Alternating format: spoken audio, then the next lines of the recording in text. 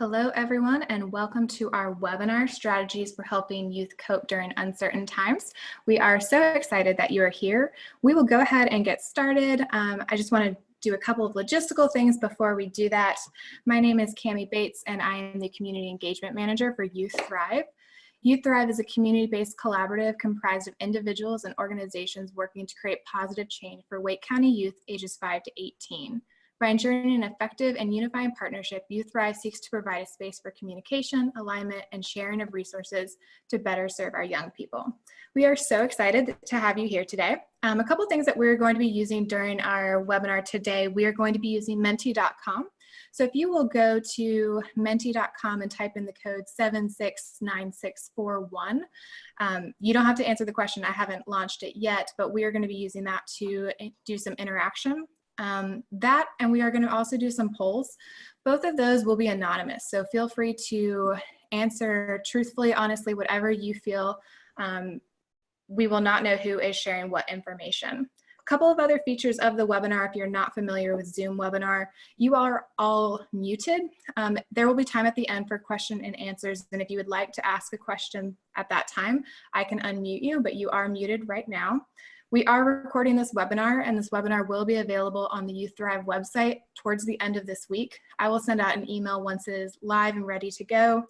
You will also receive an email with the slides, so we will be sharing those as well as a resource list. So all of that is coming up. So I would like to now introduce our speaker today. Ruby is the president of Herring Training and Consulting, LLC, where she assists businesses with designing and implementing employee mental wellness programs. She holds a Bachelor of Social Work from UNC Wilmington and a Master of Education in Student Personnel Services from the University of South Carolina. Ruby has over 20 years of experience in program management, adult and higher education, and is the former mental health first aid coordinator for North Carolina, where she coordinated North Carolina's plan for reducing stigma using the mental health first aid curriculum. In addition, Ruby serves as a member of the National Trainer Corps for the National Council for Behavioral Health, where she trains mental health first aid instructors across the United States. She is recognized as a leader in community mental health education, as evidenced by the work she's done to increase mental health literacy. Most importantly, Ruby is the mother of twin girls, one with major depression and anxiety, and one with ADHD and anxiety, and she is passionate about reducing the stigma around mental illness. Ruby, I'll turn it over to you. Thank you so much, Cami.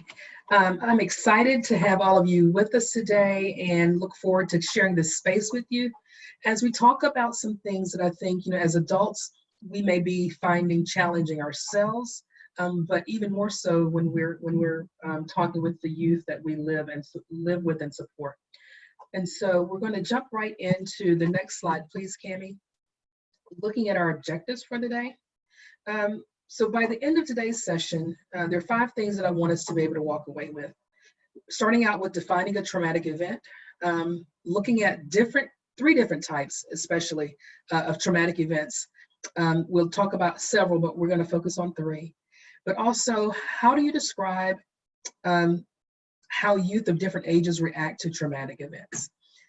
And then the last 2 are describe how to communicate effectively with youth, and then what I think we all want to walk away from, what are 5 tangible ways that we can support youth during challenging times.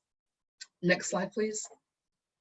So we're going to start off just by having Cami launch a poll. Remember, as she said, it's anonymous. We're not tracking any of your personal information, but I'd just like to get an idea of who's with us today. So it is only for single response. So pick the item that best identifies who you are and describes your role today.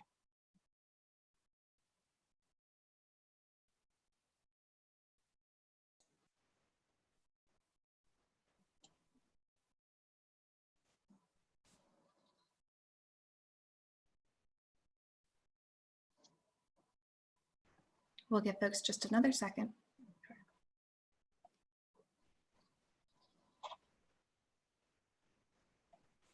All right, okay. And here are the results.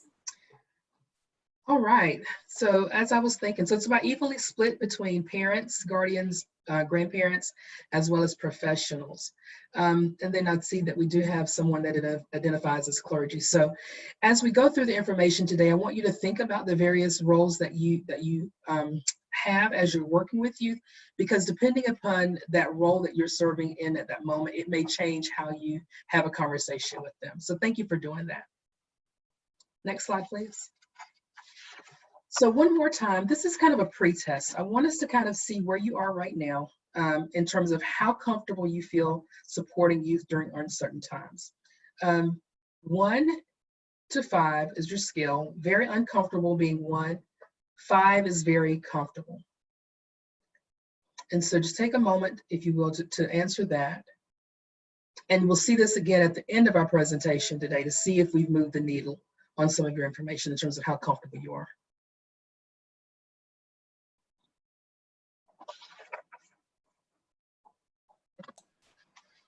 Just a couple more seconds.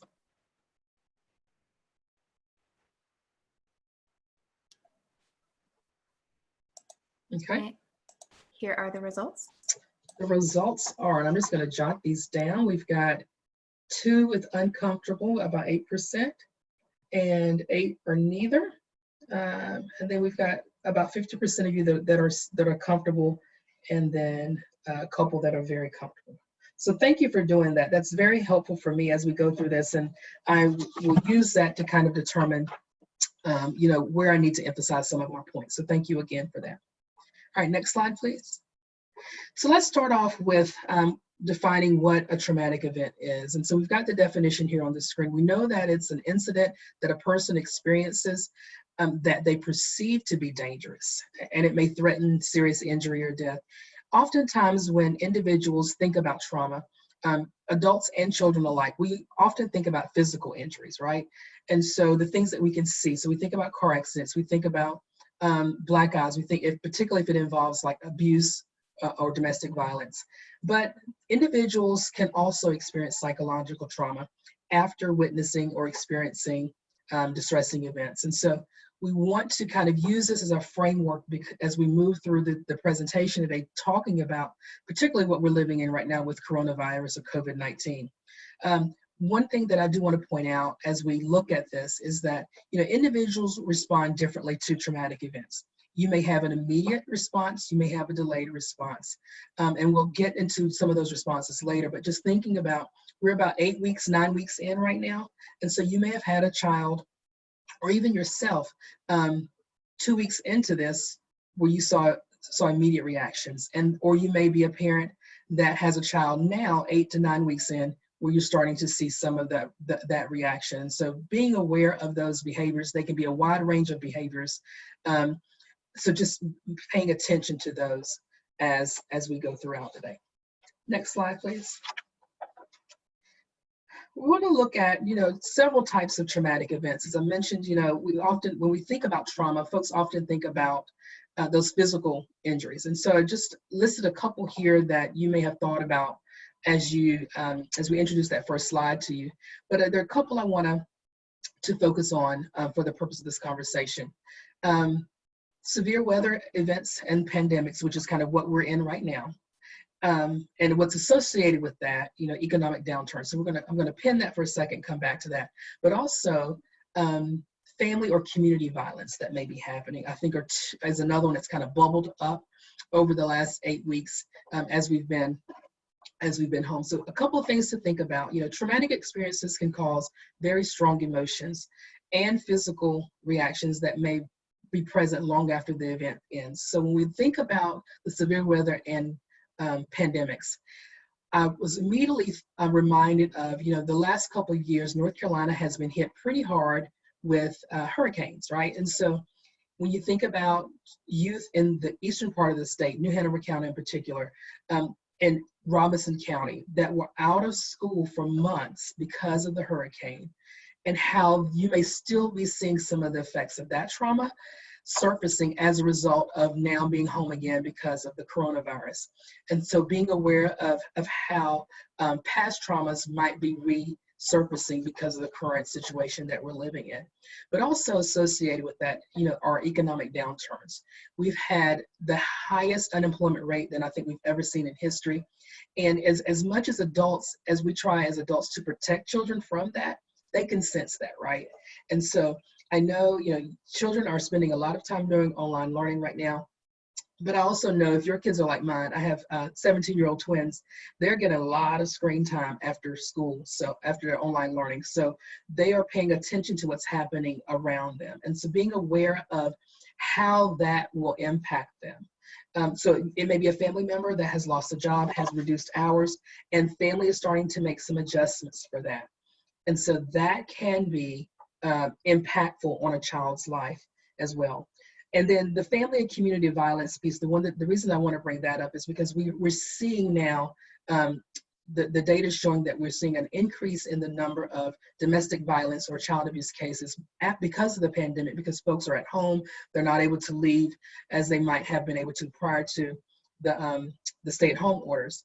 And so being in tune with that and how that may impact even children that are not in your home. And so just ensuring that your children and that are checking in with their friends, you're checking in with other youth that you live, work, and play with as well.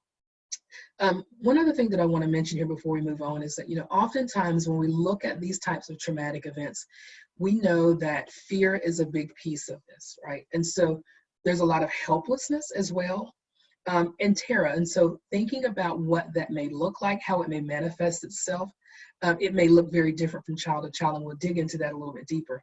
But other physiological reactions that a young child may be experiencing, it's pounding heart rates, could be upset stomach. It could be, for younger kids, loss of bladder control. And so paying attention again to those signs and symptoms that we're seeing. But also adults, right? We are experiencing this too, and we're carrying the weight of trying to manage our new normal, but also protect our children as best we can. And so we may also become overwhelmed by the intensity of these responses. And so just being in tune with that. We work hard as we can as adults to keep children safe and to create that sense of safety, but sometimes danger still happens. Next slide, please. So I want to take a moment to talk about sense of safety.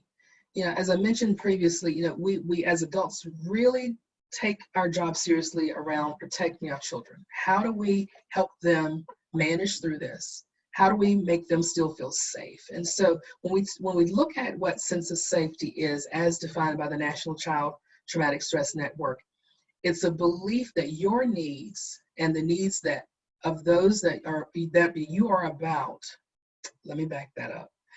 Your needs and the needs of those you care about are now met and will be met in the future. And so again, children, they want to make sure their needs are met, but they also want to make sure that their parents' needs are met, or even their siblings, right? And so paying attention to that. When we look at the second belief with sense of safety, it also is a belief that you're protected from harm and those around you are going to be safe. And so thinking about, if you have a parent in the home, or even a family member that lives outside of the home, that is a frontline worker.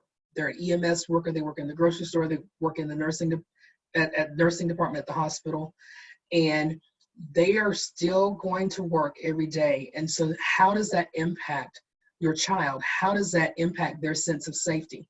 Because they're going to be worried about those that they care about being safe. And so as we think about this, you're going to see a lot of emotions, whether they're worried, sad, angry. And quite frankly, as adults, it may all be too much for us, but just think about how too much it can be for the children as well, how overwhelming it can be. And so when it becomes overwhelming, we tend to be irritable. We may argue more with others. We may withdraw and avoid family and friends. And so just thinking about that, what can we do to ensure that we protect that sense of safety for children? Another point that I want to make here is that children oftentimes, when this sense of safety is disrupted, they may have trouble sleeping. I was talking with a friend several weeks ago, and her child had been up for many hours, and it was a lot of it, as she talked about, it was probably because of all of the stress of what was happening and how life has changed.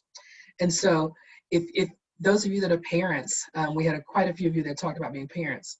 Parenting is hard on a good day, But when you're home, I don't know about you, but I know in my house, when I'm home with my 17-year-olds 7 days a week, unless I go to the grocery store, get in the car and ride around, it makes parenting much more difficult. And so just giving yourself some grace and taking care of yourself as well, because if you don't feel safe, it's definitely gonna make everyday problems feel that much worse. Next slide, please. We're going to do another Menti poll here. And so what I like to do here is have you go to the site that Cami mentioned, and you've already typed in the code. And so this first question should be there. What types of feelings has your child shared or exhibited over the last 2 weeks? We're just going to see how these come in.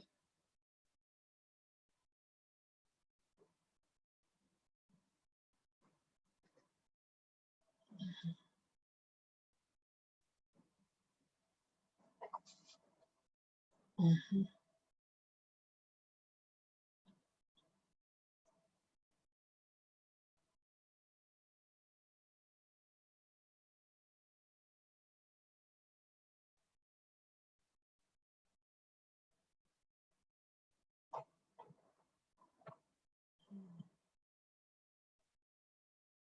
Just going to do a couple more seconds.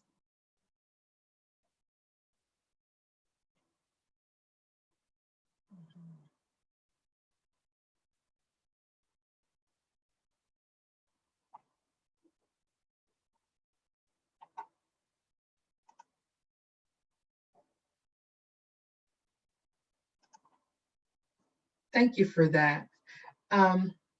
And I'm just gonna, you can see those that are coming up, but there's one I do want to acknowledge that came in the chat room. Jaden, thank you for sharing your feeling of being scared. And I absolutely see that as well with my children and also myself. And so just looking at some of these, a lot of commonalities in terms of anxiousness, stress, concern, worry, tired, disinterested. Oh, sibling hostility, yes. And bored. I've heard that more than one time in my house over the last 8 weeks. And it's just how do you manage that? And so one of the things, I want us to talk about here as we're looking at some of these feelings, the important thing is that we validate these feelings, right? These are the things that our children are saying that they are feeling. And as adults, we want to help them grow and thrive and be their best selves. And one of the ways that we can do that is to validate these feelings.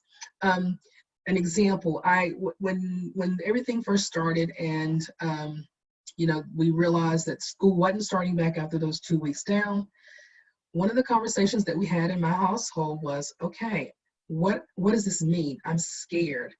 I don't want to go out. One of my girls right now will get in the car and ride with us all over town.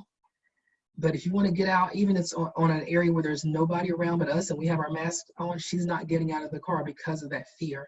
And so just validating that and letting them know that their feelings are true, they're real, but we will get through this. And so other things to think about, how long does this happen? We're looking at 2 weeks. In the last 2 weeks is what I've asked you about. But if you think back over the last 8 weeks, if you're seeing the levels of anxiousness, restlessness, withdrawal intensify, then some things you might want to start thinking about is having conversations with your pediatrician around how to manage some of those with your child. Because it's normal, typical for us to have periods of anxiousness. This morning before this webinar, I present all over the country. But when I tell you my level of anxiousness anxiety was probably on a 10. But here I am presenting this content. But if you're looking at your child and 8 weeks later, and in a couple weeks, you're still seeing that intensity increasing, you really want to think about having conversations with your healthcare professionals so that they can help them develop some coping mechanisms to manage some of these experiences. So the next few slides that we're going to look at will speak to children's reactions to all types of traumatic events, not just COVID-19. But I want to stop on this one. I like this little wheel. How many times have you yourself as an adult or your child have seen anger? You've seen frustration, and you're like, okay, what are you so mad about? But this wheel, I think, really captures it all. What we see is anger on the outside, but what the child or what we as adults may be feeling on the inside could be any variation of these, from depression, overwhelming, helplessness, right? I can't even go to the grocery store because I'm high risk. And so I feel very helpless. Frustration, guilt, hurt, sadness, isolation. And one of the things I want to point out about isolation is that while the term that's being used throughout this whole pandemic is social isolation, I've heard of social distancing. I've heard a lot of folks, kind of flip that and say, let's look at the positive side of this. Social distancing means I'm taking myself away from everybody. I'm totally withdrawing. But what we really mean that we're physical distancing, because it's important that we maintain that social connection, because that helps us manage through some of the emotions that we see on this wheel. Next slide, please. So what I want to look at the next couple of slides is, how may children react? And I've broken it down into 3 age groups because I think, each age group does react very differently. And I want to share with you some information that you can find helpful to use. So next slide, please. So when we're looking at ages 5 and younger, I remember growing up, my mama would say, she's too young to know any better. She's too young to know what's going on. And while children 5 years of age and younger may not be able to truly process what's happening, they absolutely are aware that something is different. When they have mom and dad home for extended periods of time because they may be working from home, when they're not at school or preschool anymore because everything is closed down, they sense that, they pick up on that. And so some of the behaviors that you may see here from young children are listed. So we're looking at increased temper tantrums, those physical symptoms, headaches, stomach aches. Think about, first day of kindergarten. How many of you remember your child having a stomach ache the night before kindergarten started, or the night before, a dance recital? And so being aware of some of those physical symptoms, but also they may show increased fearfulness and definitely changes into appetite. A lot of times this age group, they do experience a sense of helplessness. They're not sure about what's happening. And we often see the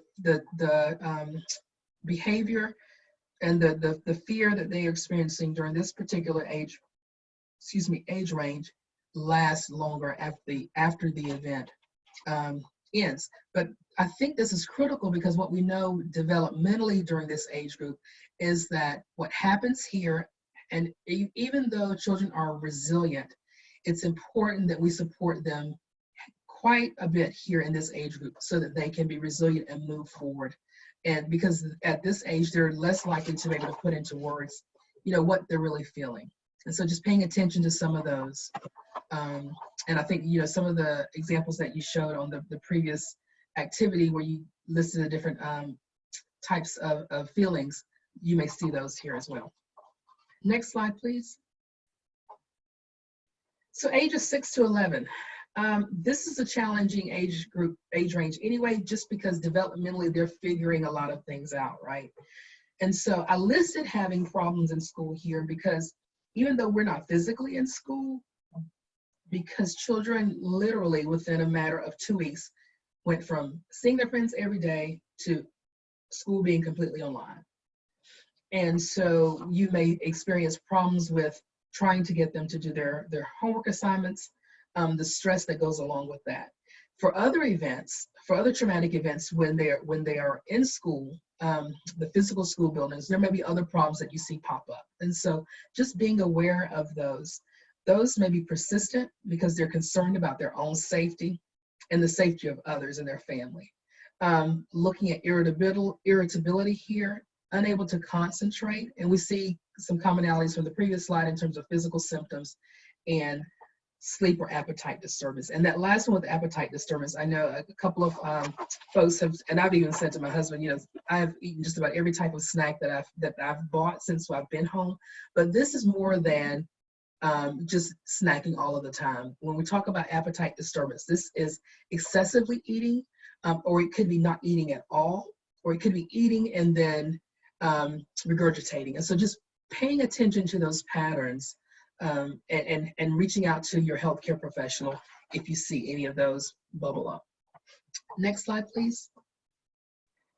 So 12 to 17, this is a fun age group as well. So this is adolescence, right? And moving into teen years. And so what we know about adolescent development, we know that it is a challenging time for youth in general, but you throw COVID-19 into the mix or any other traumatic event, and things shift dramatically. And so how do we support them as they are moving into being more independent and finding out who they are? So some things that you may notice here, and these are all from the National Institute of Mental Health. The angry, resentful, sad, or tearful. Also just being disruptive, disrespectful. I saw that pop up on the word cloud earlier. And so rather than, with all of these symptoms that we've seen, signs that we've seen for all three age groups, so rather than approaching this from a punitive standpoint, take that time to talk with the child to find out what's really causing that. So think back to the slide that had the wheel, that had anger on the outside and all of those other emotions on the inside. You may be seeing resentment, sad, anger on the outside, but have conversations with them. And we'll talk about how to do that in a second. But it's important that we have conversations with them about what's causing that. Because what we know is that, you know, oftentimes this traumatic event will shift how this age group in particular think about the world. I know one of my girls has said on more than one occasion that she's seen different things. She's into Twitter. That's how she stays connected with the world. And so as she's seeing different things about, you know, folks at the beach on the weekend being elbow to elbow and other things that are happening in terms of opening back up some of the businesses, she's just like, you know, I don't know about this. And so she's having some of that fear associated with, okay, what if this happens? What if I go back out? What happens to me? Will I get sick? So just being aware of those types of things that your child may be experiencing. Next slide, please. So we want to do another, no, we just did this one. No, we didn't. Okay, I'm sorry. So let's take a moment to do another word cloud. What activities has your child expressed missing the most since they have been home? So let's take a few minutes to do that, please.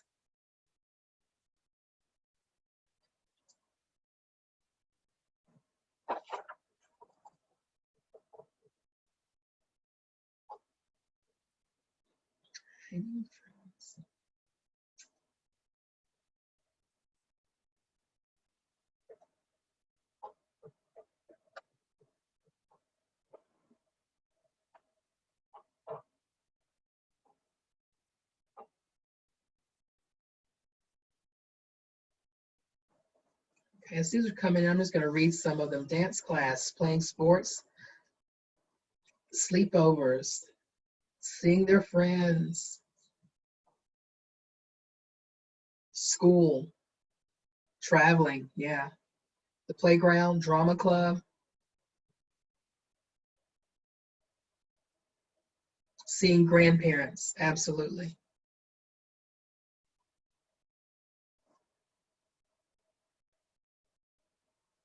Boys and Girls Club, yeah.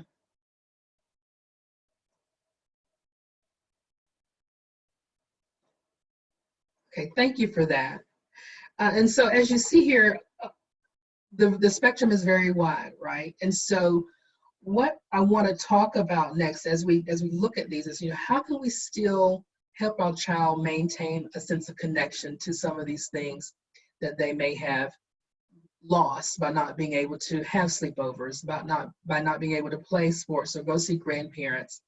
What types of things can we do? And so as we talk about this next, I want you to think about, how can you allow some of these to still happen? So it may be that you do more FaceTiming with grandparents. I had one of my first cousins recently on a Sunday night at like 10 o'clock, I get a Zoom invitation. I'm thinking, what is this about? And it was about 20 of us, first cousins, just connecting and hanging out. And it was great because there were some of us that hadn't literally seen each other in about 10 years because they had moved out of state. And so just maintaining that connection. And so encouraging your kids to do that as much as you can with friends, with family. I know a lot of dance schools now are offering online dance classes. And so encouraging your child to participate in that.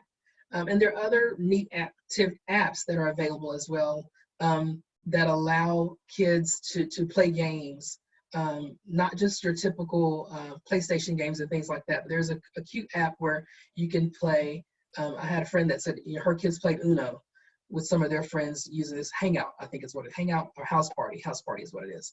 And so just being aware of that so that they have some type of connection to that. Next slide, please. So coping with the disappointment that youth may be experiencing during COVID-19. It's when this first started, the beginning of March, I don't think any of us had any idea of the impact that it would have. We knew that it was going to be great, but I don't think any of us felt that we would be 8 weeks into this and still be in a shelter-in-place mode.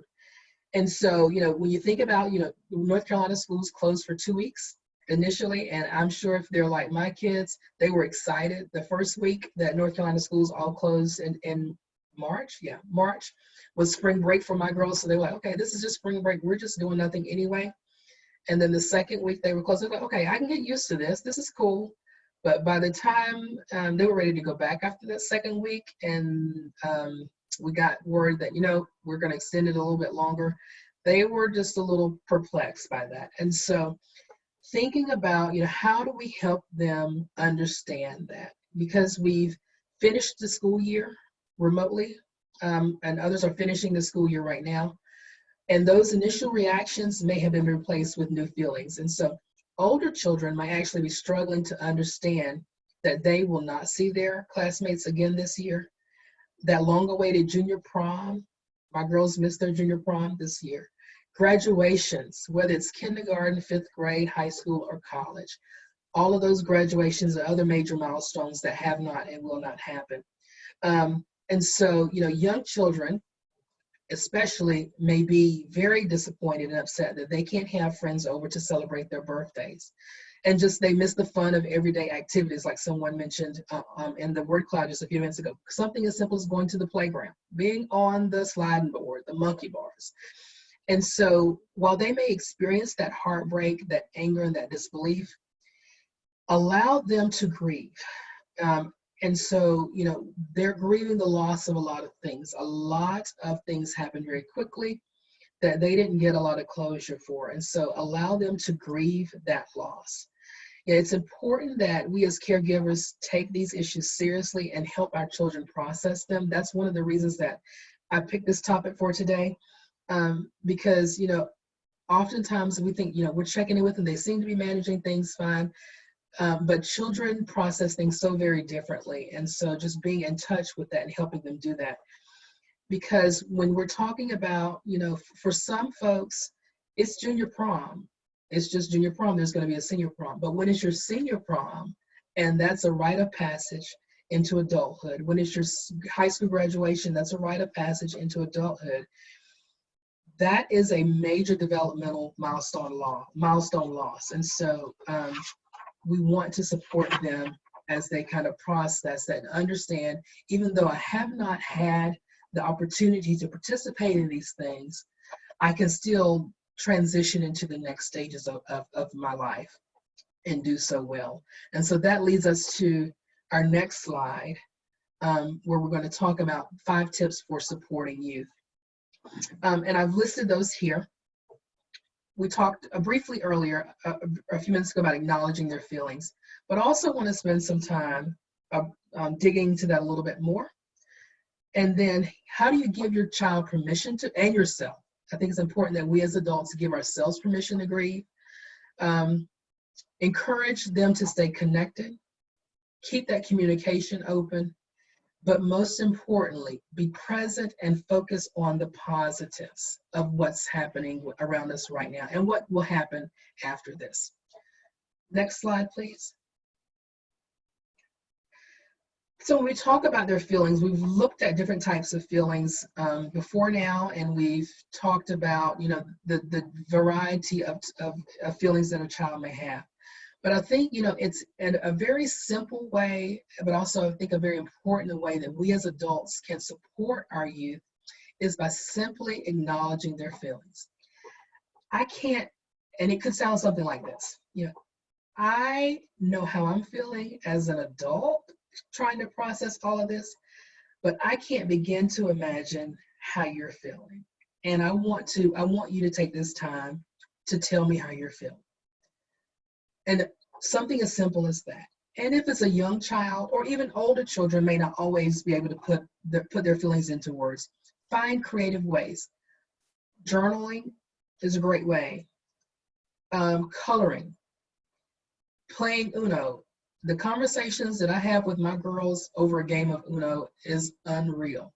And so, because you're not focused on talking about the conversation, talking about the question, it's we're playing Uno, and then as things start to loosen up and get comfortable, they start talking about those. So acknowledge those feelings, acknowledge the way that they feel about the way the school year ended abruptly, those losses, missing those celebrations.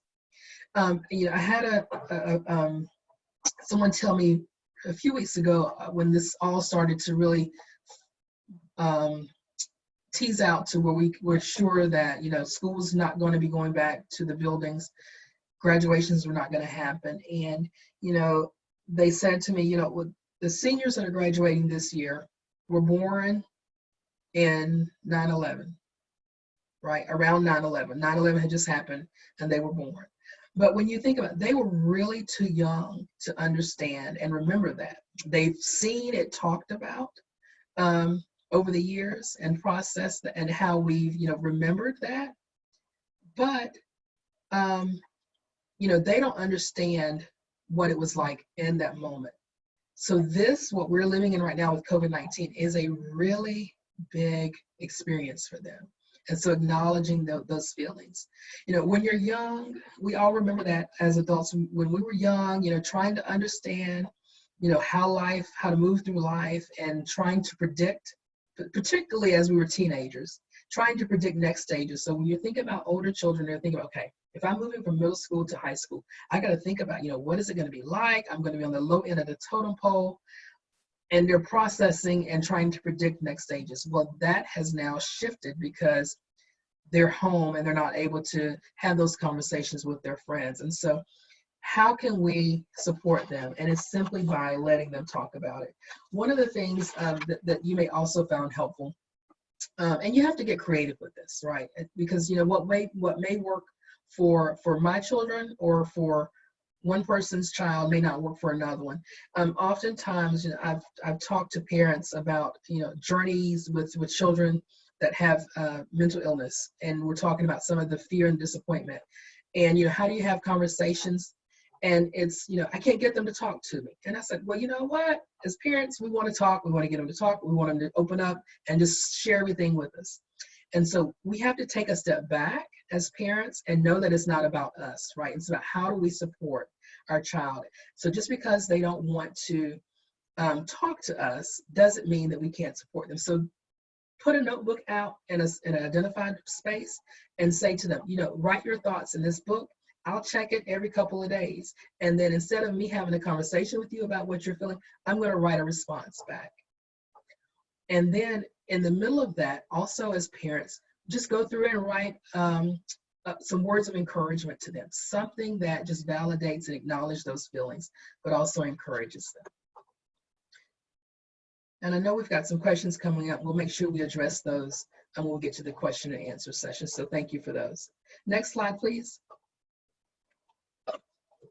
I think this is extremely important that, we give ourselves and our children permission to grieve. Um, Letting them know it's okay to be upset, that they are not going to have senior prom, that they're not going to have graduation, that they're not going to have their long-awaited dance recital. It's okay and it's normal. Oftentimes, children and adults alike may feel guilty for being upset because they're missing an event when you've got thousands of people dying around us, right? But our feelings are our feelings and they're valid, and it is part of the grieving process. And so that is okay, and allow them to feel those. Because if you rush through grief, if you've lost someone in your life, if you rush through those stages of grief too fast, you're going to find yourself bounce back and almost at a dead standstill. So sit with those feelings, process those feelings, have conversations. And one thing that I'll say here that I was going to say later, and we'll probably reiterate it then, is if you find 4 weeks or more after this event, or let's say your child has been feeling certain emotions for the last 6 weeks and they're intensifying, or they're continuing and their child is still not able to move forward, I would encourage you to absolutely reach out to your healthcare professional or your local mental health professional so that they can help you and your child process those.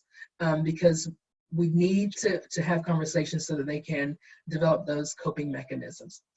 I think it's important that we explain why events were canceled and the importance of physical distancing. It's about keeping individuals safe.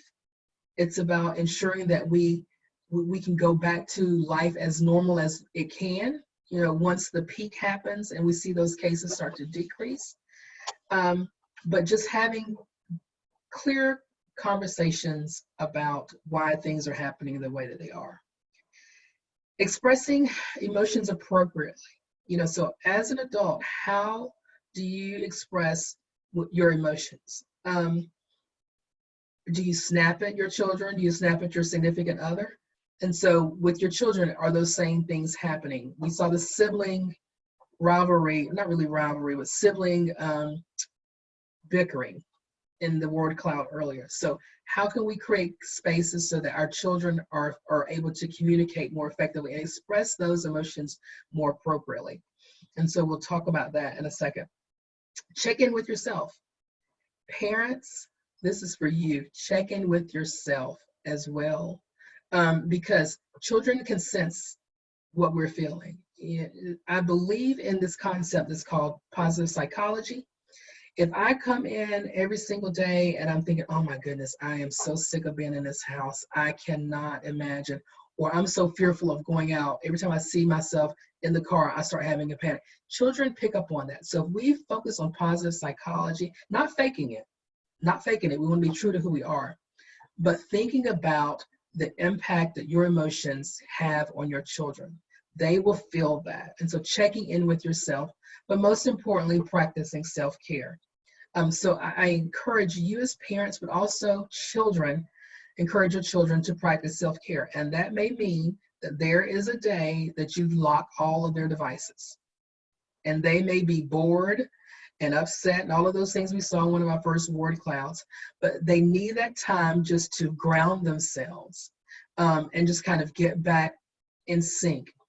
If you have a yard, encourage them to go outside, the backyard, sit on the deck, walk through the neighborhood, but practice that self-care, because it's important that we take that time to refill our cups and just to regenerate and rejuvenate ourselves and the energy that we have. We want also to let you know that, it's important that you let kids know that there's no right or wrong way to grieve. We're all experiencing all different types of changes in our lives, and that's hard. It's hard.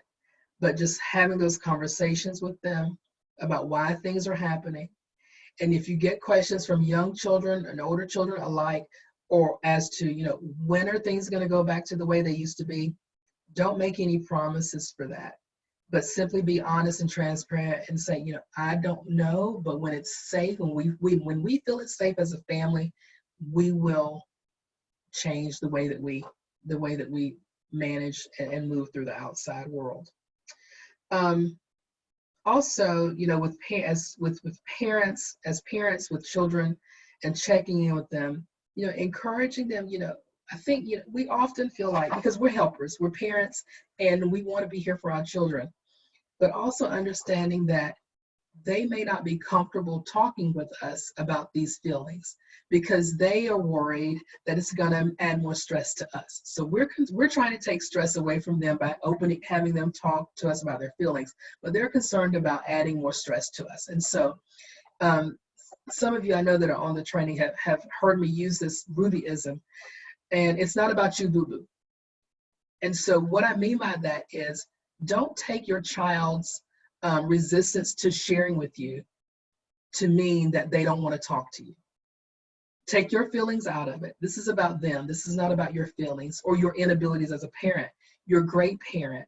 It just may mean for that particular moment, you may not be their person. So all of the Grey's Anatomy folks that are listening, that are watching, who is your person? Help your child identify their person, and you identify your person. And so say to your child, and I've said this to my children, I've said this to my spouse, I may not be your person, but you need to find somebody to be your person for that moment. And it takes a lot as an adult, as a parent, especially, to step away from that, because we want to be all things to our children. We want to help them maintain that sense of safety that we talked about earlier. But sometimes your child just doesn't want to share with you. And it doesn't mean that they don't love you, they don't trust you. It's just because of where they are at that moment. They're not comfortable, or they don't feel comfortable saying certain things to you. So encourage them to find their person to talk about various items. So that, you know, if you don't talk to me, that's cool, but find somebody else that you do feel comfortable talking to, and being okay with that. That's the thing, parents, we've got to be okay with that. And I say that because I have struggled with that over the years, but I finally got to a point where I realized, okay, let me just step back, because I was always anticipating how to support, and it was adding the stress onto me that I was trying to take away from my child, and I would become overwhelmed. And so I had to step back. So I'm giving you permission, parents, to step back and allow your child to find another person that they can talk to process this. But also, you know, always keep those doors of communication open, which leads us to our next slide. Active listening. I like that. And we'll talk about that in a second. But, you know, just to add to what I previously said about communication, be genuine and be respectful as you're talking about what they're feeling, and managing and validating those feelings. You know, encourage them to express their feelings and listen. So if a child comes to you and says, Mom, Dad, this is what I'm feeling, just sit there and be present. How many of you, I just want you to think about it. How many of you, when a child comes to you to talk about how they're feeling, you immediately go into parent mode, I gotta fix it, right? I have, I'm just gonna own that. And I encourage you to own it too. And so just be present with them, just listen.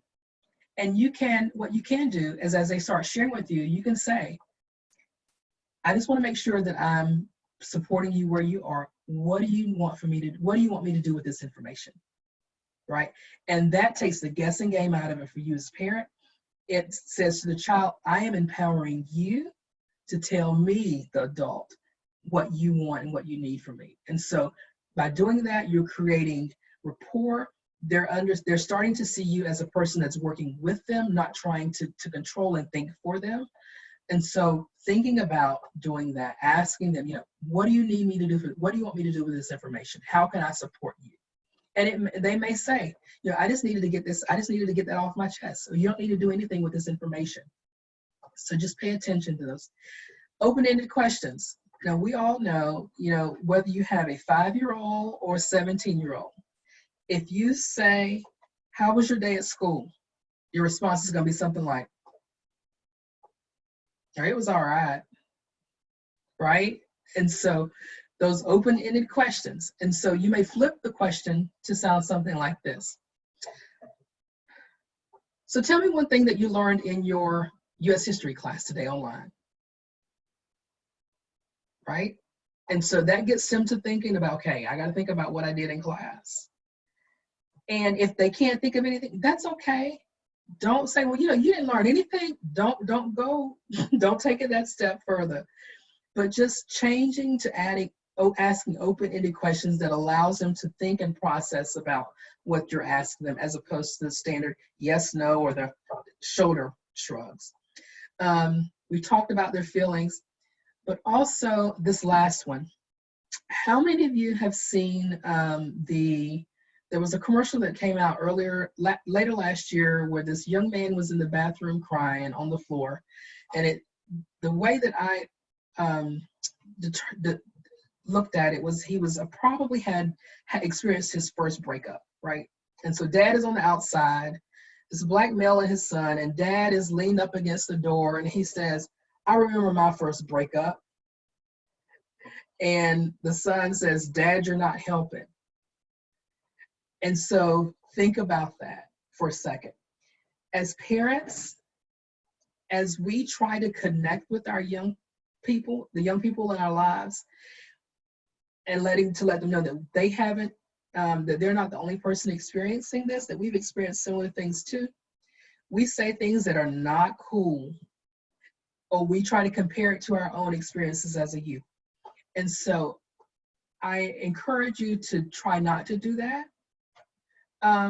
but instead be present with the young person and just allow them to talk about this experience for how they are. I remember when Columbia exploded upon reentry. I remember when Challenger exploded. I was in 7th grade when Challenger happened. And so to try to compare my experiences, how I felt as a 7th grader then, to how my child feels now during this global pandemic is not going to be the same. And so our intentions are great, but just be present with them and allow them to talk about it. And while we're being present with them, create safe spaces and letting them know this is safe. I want to make sure that you're feeling safe as you're talking about this. But most importantly, this is a non-judgmental zone. That means you may say something that I don't necessarily agree with, but I'm not going to judge you. And it's challenging as parents, particularly because some of the language that our children use is not language that we often use, right, to describe things. But if they're struggling to find the words, allow them to use that language or those words that they come up with to get those feelings across. And so create those non-judgmental spaces. How many of you have taken walks during your time here? Let me just see you in the chat box. Say yes if you've taken some walks during the last 8 weeks with your children. Yeah. Right. And so during those walks, while you're walking with your kids, just random conversations pop up, right? And so thinking about that, I have several people that have worked with young males in the past, and they've said, when I've had trouble talking with the young man about whatever the topic may be, we just go outside and start shooting ball. And in the middle of shooting ball, all types of things, conversations happen because he feels safe, right? When you're walking, you're just walking, getting exercise, and they may start talking. And so just creating that safe space. I mentioned, conversations around the dinner table. I mentioned playing Uno. My girls and I, just about every night with dinner, we'll play Uno. And we've done that for years. And we tried to pick it back up during our time being home. And so all types of conversations come up, and parents, work on your nonverbals, because you may hear some things that you're like, okay, let me clench my pearls, but work on those nonverbals, because when they see those nonverbals, they may, okay, wait a minute, let me just pause, because that was a shock factor for mom and dad. I need to be careful with what I say. I may have to hold off a little bit with talking to them about other things. So practice your nonverbals during that time, but just creating that safe space for them. Next slide, please. And this is just a continuation. I talked about the body language, but the first bullet, be comfortable with silence. Going back to the chat box, how many of you are comfortable with silence?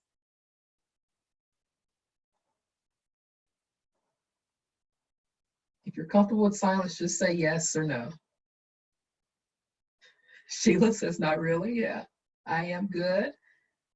Yes, never. Right. And so the reason that I think as adults we're not comfortable with silence is because we're in our parenting mode. It's I'm supposed to fix this, right? So a child comes to you and they start sharing, and you immediately go into, okay, I got to fix this. But understanding that, sometimes all they need is that safe space where they can put their thoughts into words as best they can and just allow it to sit in the universe. And that alone will help them process what's happening. Think about yourself. How many of you have you ever looked at a friend, a husband, spouse, co-worker and said, I just need to talk something out with you. And in the process of talking it out with them, you come to your answer, right? And so do the same thing with your child. Be comfortable with silence. And I'm giving you permission as a parent. You don't have to respond to everything that they say to you. You don't have to fix every question, every problem that they bring to you, but just creating that space so that they can share that with you and then allow them to let you know how they want you to help them with that. Okay, next slide, please. Encourage them to stay connected. And I think one of the questions we saw was tied to this a little bit. So if I don't answer this here, make sure we come back to it at the end. While I know that they are doing online learning and will be for several weeks to come, and you're probably saying, oh my goodness, all of the screen time, I'm frying their brains. They're not talking to anybody else. But I think, online learning is one thing. Sitting in a Google chat, Microsoft Teams meeting, Zoom meeting with your classmates and listening to your teacher, that's one thing. But just hanging out with your friends on Zoom or Google Chat is totally different. And so encouraging them to participate in those online activities. One of the things, and even though we're talking about children, adults, I encourage you to do this as well. So a couple of my girlfriends and I, on every Sunday at 11 o'clock, those that are ready and want to, we log into Zoom and we have our virtual brunch and we talk about whatever we want to talk about. That's our way to stay connected. And so encouraging your children to do the same thing. Group chats. The number of group chats that both of my girls are in is ridiculous. I'm so glad that we have an unlimited data package because we would probably have a bill and have to have the phones shut off. But I don't fuss about it because I know that they're staying connected with their peers that they're missing. Both of my children are introverts, as am I. But one of them, she likes her social activities. And so even though she doesn't like getting up in the morning to go to school, and so she's happy that she doesn't have to get up at 5 o'clock now to go to school, she's still missing sitting in the cafeteria before school starts, hanging out with her friends. She still misses lunchtime in the hallways. And so allowing them to stay connected virtually as much as they can. And we're going to send some resources out later this week with the recording that will have other resources that you can check into as well. Family dinners, game nights, encouraging that. I think it's important that as families, we connect and do things to stay connected, but also encouraging them to maintain that connection with their family and friends. And movie nights, movie days. Yesterday, my daughter Tamara and I binge watched the last season of Madam Secretary in one day.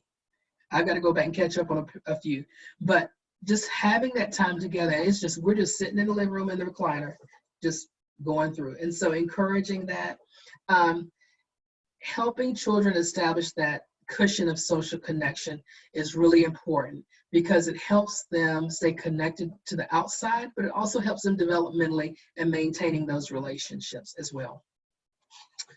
Next slide, please. All right, so another question for you. What activities have your youth participated in with family or friends over the last 30 days? So let's take a few moments to get some responses in for that.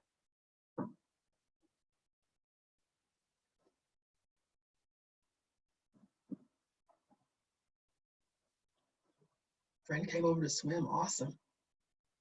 Okay, none.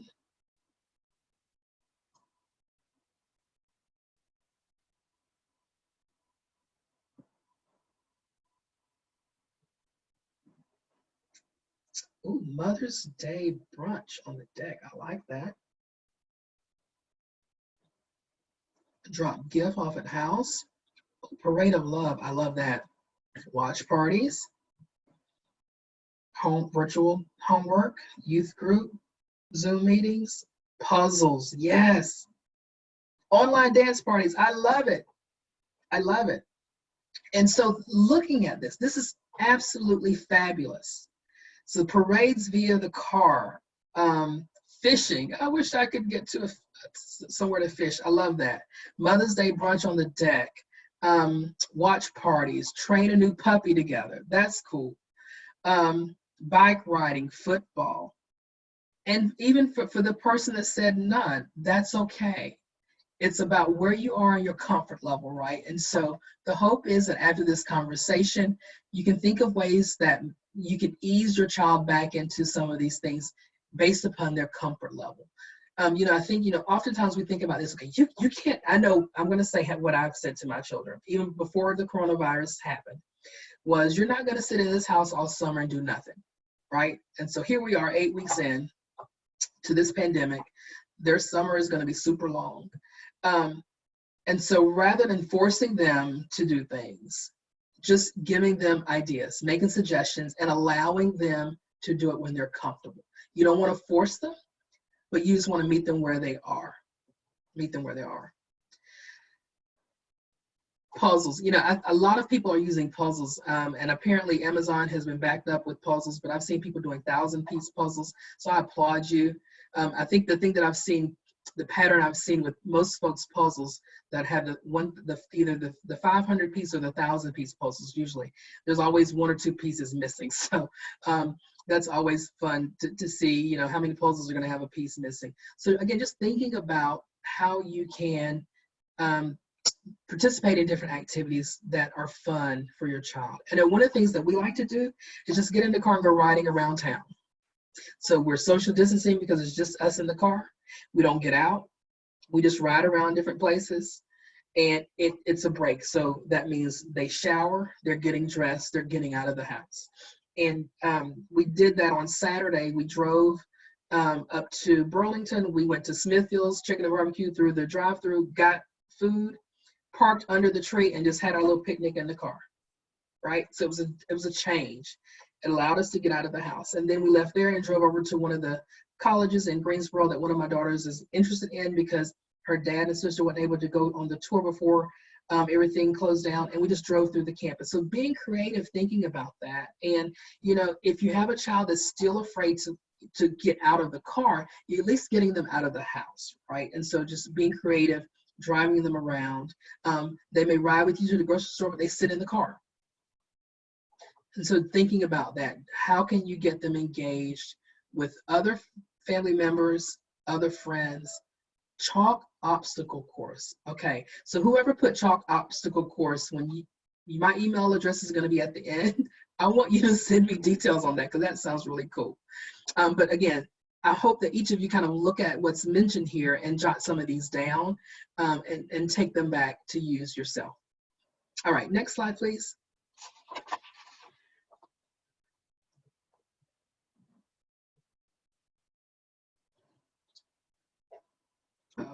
So focusing on the positives and being present. I think, this is one of the most important takeaways that I want us to talk about as we run into wrapping this up in a few minutes. We really want our children to know that there is hope, right? We know that hope is the expectation that things will work out. We're trusting that everything is going to be all right. While this is very uncertain times for us, we may feel discouraged, we may feel hopeless, and in many cases, no longer in charge of our lives. But we can be present and we can focus on the positives. And so I'm encouraging you to flip this a little bit. And so instead of them focusing, oh my goodness, I'm not going to go, and my dance recital is canceled, I'm not going to have prom, I don't have graduation, focus on the positives. What can you control? As I mentioned, positive psychology earlier, that is a phenomenon that, you know, really works. So flip this. What are two things you can control? We can control our attitudes, and we can control how we respond to our losses. And the thing that I find most powerful is that, you know, there's a lot of power in accepting the things that you cannot control and focusing on those things that we can control. And so that can be very empowering for a lot of young people. Focus on the positive events that can happen at the end of this crisis. And it's important, I think, that we don't put a time frame in it. So what I mean by that is, well, we can plan a trip to the mountains in September, or we can plan a trip to the mountains in August, knowing that, you know, you still may not be comfortable as a family going out to the beach or to the mountains. And so don't put a time frame on it, but plan things that you can do after this crisis ends. But also envision how you can celebrate the end of the school year, how you can celebrate birthdays. I know a couple of you mentioned those parades, and I think I saw Jaden Massey on here, and his mother Kim and I have been friends since high school, and I know she formed a parade for his birthday, and folks drove by and they made signs and they honked the horn. Be creative, and that's a positive thing that you can do that brings joy to a child's life. And so how can you celebrate in spite of what we have going on? And then start making plans for things that you want to do after the crisis ends. With those daily affirmations, you know, I think it's important that as adults, we set examples for our children by using those positive affirmations. And what I mean by that, you know, just share what you love about them and how proud they have made you. So, you know, the first 4 weeks that we were in this, you know, I had a moment of just kind of sitting here thinking, you know, at first I was like, oh my goodness, I was envious of my husband that was still going to work every day, even though I was scared a little bit because he works in a hospital. But I was like, at least he gets to leave the house. I'm here all day long. I'm working. I've got the girls here all day long. But I had to flip that and start to affirm, you know, what's the positive in this? The positive is I have time dedicated to spend with my 17-year-olds who are hilarious at this age. And I have just stepped back and focused on watching them move into womanhood, develop their friendship. Yes, there are days they don't like each other, so those sibling battles still happen, but just take in the joy and the positive of what we're getting. They are developing close relationships with each other. I'm developing a closer relationship with them. So while, yes, you know, we would like to get out of the house to do things, I'm enjoying this time because this time next year, my kids are going to be graduating and going off to college, and I would not have this time to enjoy with them. So focus on that positive. Provide those daily affirmations. Tell them how proud you are of them for how they have managed, how resilient they have been in this uncertain time, right? Because think about you as an adult.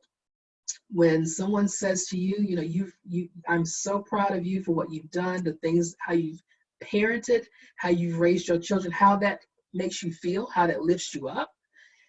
Our children need those same affirmations. And so letting them know how they've made you proud. Also identify ways that, you know, parents, how the family and how we as parents have gotten stronger together. And I encourage you to think about this with your significant others as well. How do you support each other during this time? But I also think, you know, it's definitely about us and supporting our children. But I think, you know, one of the things that I learned on a webinar a few weeks ago, as I was listening to a webinar on, you know, the college admission process and what's that going to look like for children that are juniors, which is where my girls are right now. And one of the things that I found most comforting was that 3 admissions officers from major universities, UCLA, Georgia Tech, and I forget the third one, but they all said a variation of the same thing. Enjoy this time, get to know your family, get to love your family, and take care of your community. Think about how you can encourage others in your community. And so brainstorm with your child ways that they can, help make days special for others, whether it's sending cards or snacks, prepackaged snacks to healthcare workers, whether it's taking cards to grocery store workers. We've been visiting Dairy Queen a lot more than I should have in the last 6 weeks, but the last time that we went, I gave the staff a card that just said, you're awesome. And that'll and just empower them to support others that are out there still going about their daily activities, because that's what they have to do. And somebody mentioned the chalking of the sidewalks earlier. I've seen that in a lot of my Facebook friends' posts where they're doing that in neighborhoods. So just think about how you can support others during this time as well. It's really about connecting with your community. It's about creating a sense of purpose for your child and helping them create that sense of purpose while they're at home and not able to participate in things as they typically would. But most importantly, focus on the present moment, foster hope in them as best you can. As I mentioned, put down the phone, turn off the news, that's important, and be intentional about the quality time that we spend together as a family. If you are people of faith, and you believe in a higher power, try to retain and trust that belief as well. Because while this is an uncertain time, one thing that I can tell you for sure, we will get through this. It will not last forever. And when we come out on the other side of it, we will be stronger parents. Our children will be stronger and better individuals. And so I encourage you just to meet them where they are. Practice that self-care.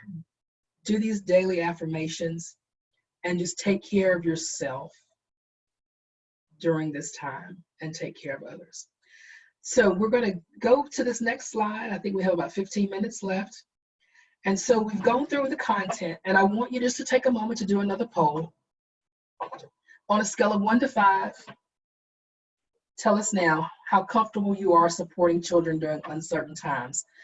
Very uncomfortable, uncomfortable, neither, comfortable, and very uncomfortable.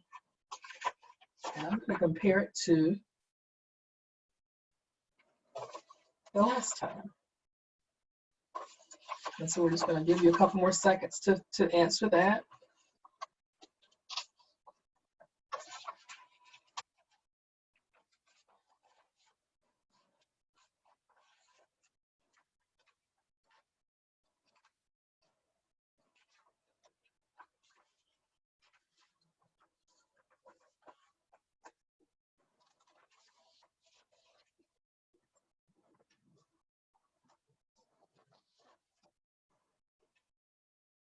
Okay. So we've seen some movement, and I'm happy about that. We've seen it move up a little bit in all of the areas. And so I hope that you've been able to start thinking about and walking away with some tips that will be helpful for you in talking with your youth and supporting them during this time. We're going to open it up for questions. I'm going to let Cammie read those questions out to me if there are any that we have missed, or if anyone has others. We'll take those at this time. So just type those in your Q&A box or the chat box.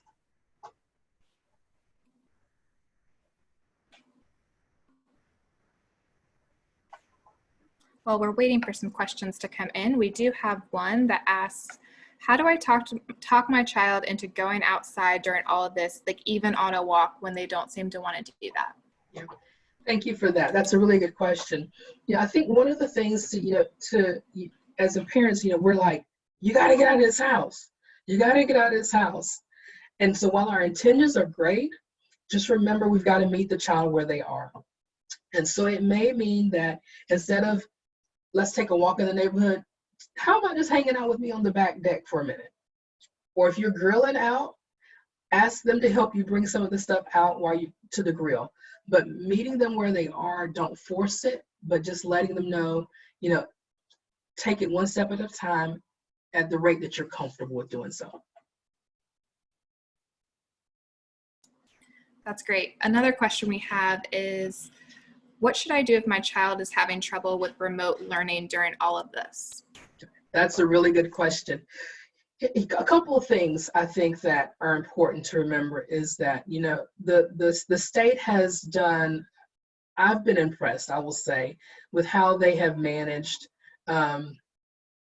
communicating the importance of online learning, but also they also don't want children and parents to be stressed. And so looking at how you're going to break this down, do it in manageable tasks. So encourage your child to do as much work as they are comfortable with. If they get stumped on something, move on, come back to it, check in with their teacher, or if they don't want to come back to it, that's fine. But not allowing them to sit and spiral in that space, because what we know as parents from the guidance that's been passed down from the state is that certain grades are not going to get fourth quarter grades.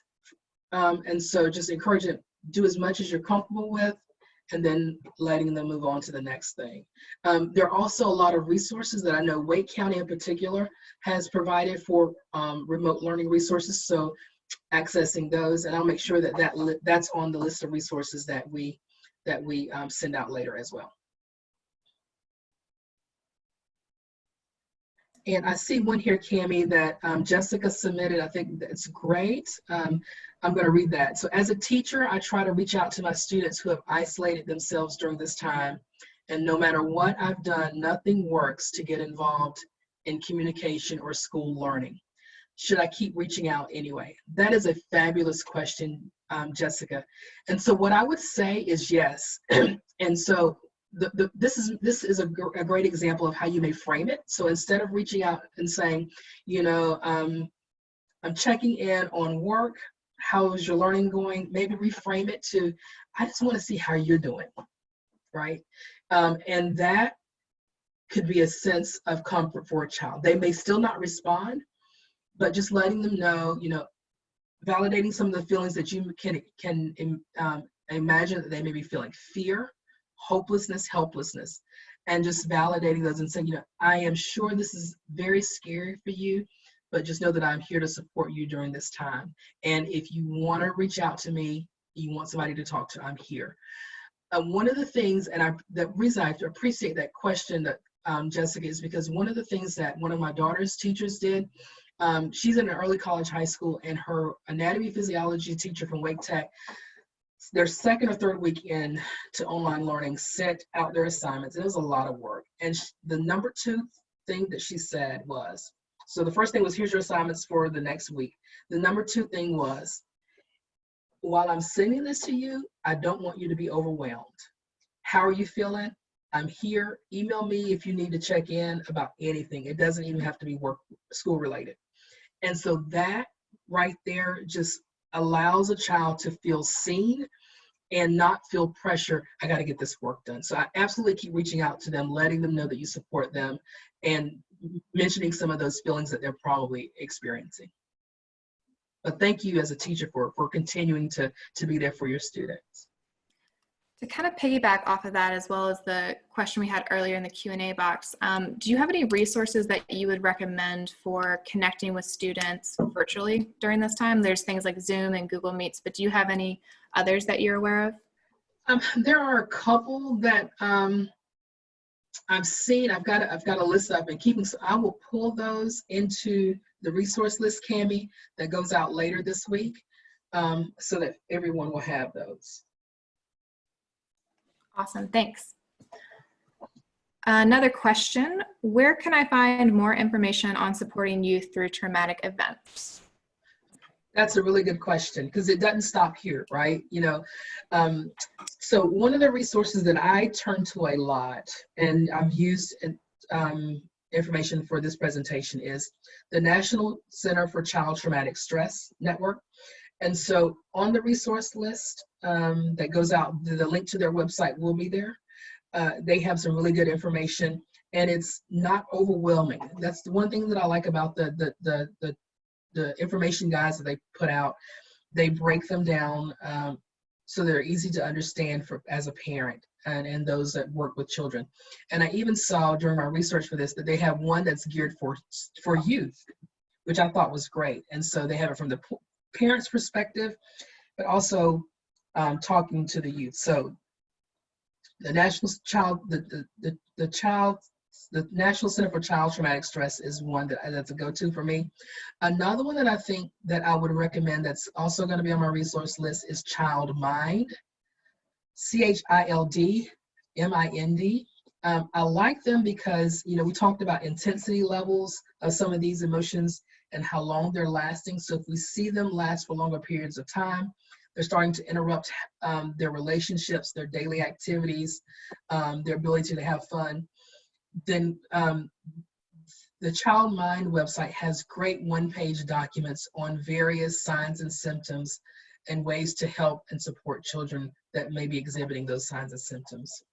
But really good question, but we'll make sure that we include those, that they're on that resource list that you get later this week.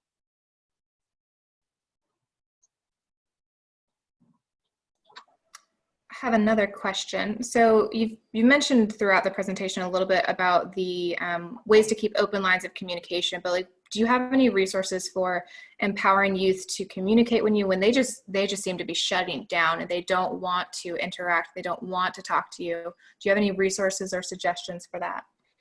Yeah, I think that, one of the things that I mentioned is, creating a talking, I call it communication book. Right? So find a little notebook, like something as small as this. Yeah, there we go.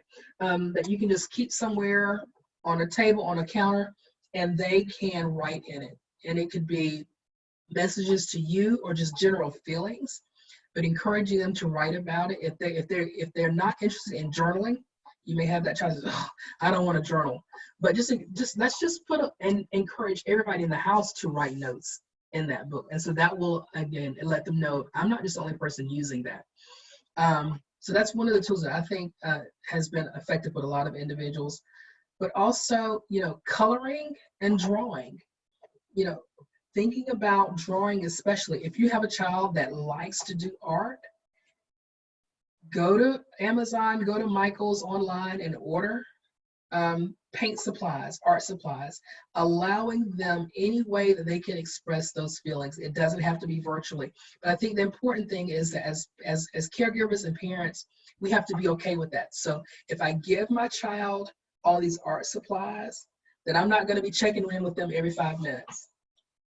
The first 3 weeks of the stay-at-home order, I was asking my girls a couple times a week, how are you feeling? How are you feeling? And I got tired of it. And I started saying, well, they're probably, if I'm tired of asking them that, they're probably tired of me asking them that. And so giving them ways to express themselves and to give them permission. I recognize that you may not want to talk to me, but I want you to be able to express your feelings. So here's some things. Or ask them what they want. What can I do? What can I provide to you that will allow you to express yourself? Asking them what they want rather than, it takes the pressure off of you as a parent and caregiver of trying to just guess, because it's really a guess game with a lot of children. We think we know what they want, but it takes the guesswork out of it for us and allows them to feel empowered to speak about what they need to be supported during this time.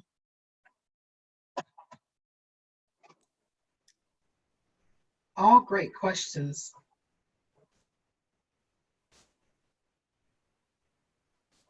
Okay, so Angie shared this comment. My middle daughter asked us all to contribute to a grateful jar. It became an art project and family gathering spot throughout the day. She reads all the notes placed in the jar at the end of each day. I love that idea. I love that. And I've seen people, thank you for sharing that, Angie. That makes me think about, I've seen people do that for like Thanksgiving, or they put things in the jar throughout the year and open them on like New Year's Eve or New Year's Day. But I think this is a great way so that we're talking about being grateful and being present, and it helps that developing that community. So that is a great tool for just helping people kind of express their feelings and communicating and just sharing during this time. That is fabulous. Thank you for that.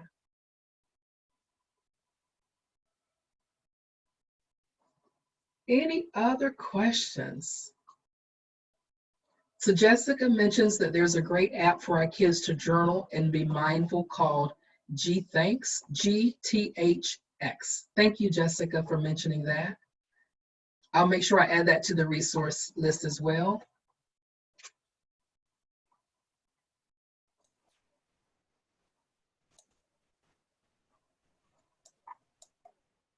That's right, it's all about daily gratitude practice, absolutely. Because as bad as things are, at the end of the day, what we can say to our children and ourselves is that it's hard, but let's think about what we have to be grateful for. And we have so much to be grateful for.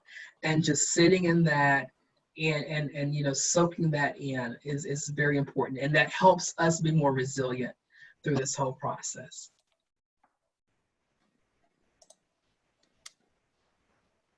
Are there any other last minute questions or comments?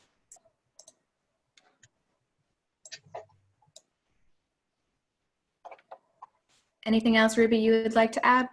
No, I really have enjoyed having you here today. This is my contact information. Reach out to me if there are any questions, follow up afterwards, questions that come to mind after you kind of process this.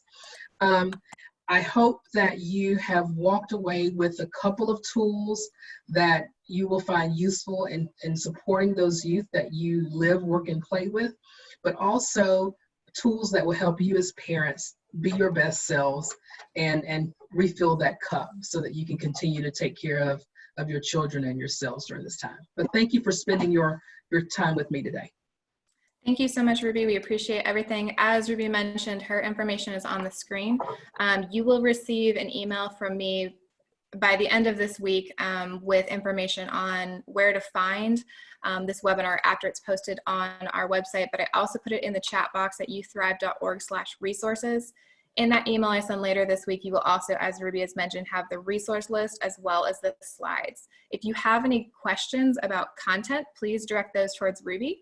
If you have any questions that are more technical, or where can I find this, or is there any other information, you can feel free to respond to my email that I sent out later this week, but it will all be posted on the website. So thank you all so much for coming. Thank you for your great questions, your participation. We appreciate it so much, and we hope you have a great rest of your day. Take care, everybody.